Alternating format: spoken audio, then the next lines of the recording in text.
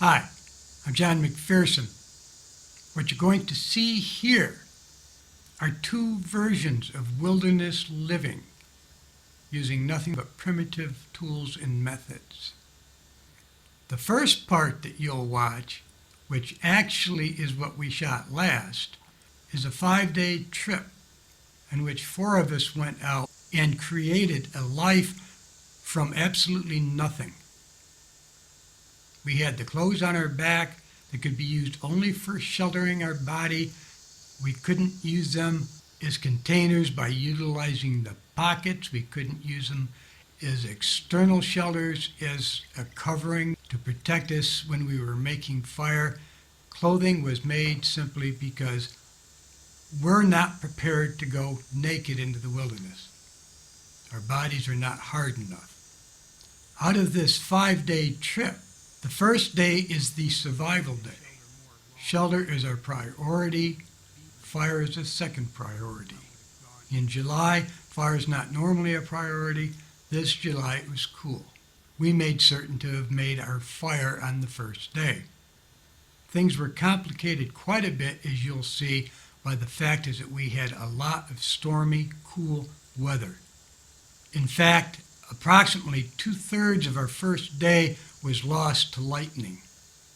We don't venture out in lightning. We have too much respect for it. The second part of this DVD or video, whichever you happen to be watching, is composed of 2 separate trips that we took 12 or 14 years ago in 1992 and 93. In 92, we went out for 5 days as a small group, and in 1993, an even smaller group of us went out for 3 days.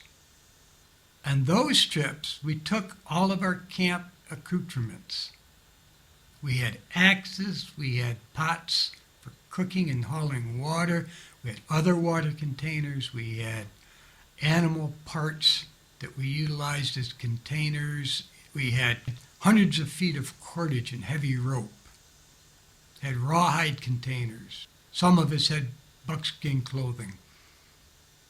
And you'll note between the two that in the second portion of this video, we were much, much more relaxed. It was like it was a camping trip. Even in the first portion, when we went with nothing, after the first 2 days, it became a camping trip. It could get kind of boring out there, really, if you didn't really enjoy the woods or the wilderness and applying of these skills. The survival part, well, that's the fun part. You're rushing, you've got to get a shelter up fast, you've got to get fire made and contained fast and protected, you've got to figure a water source.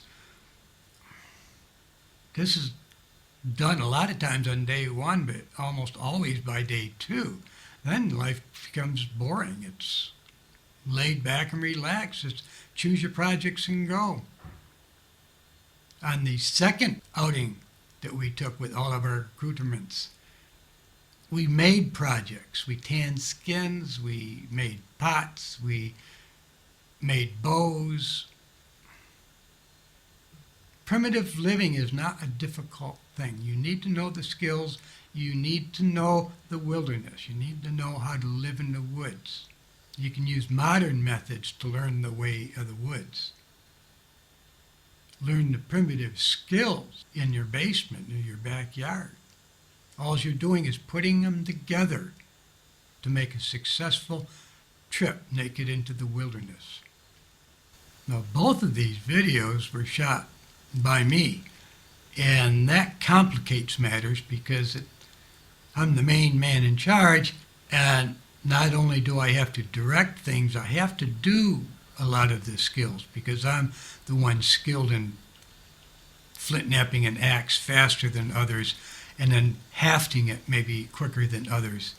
And I have to videotape this at the same time, so that slows down the real life activities going on. So you're seeing a dramatization on both of these. We're not cheating.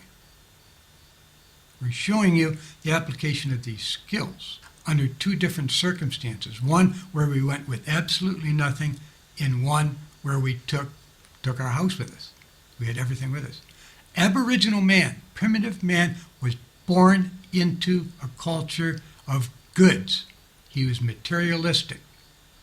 He had baskets, he had pots, he had bedding, he had clothing, he had weapons, he had tools. He had everything that he needed to live.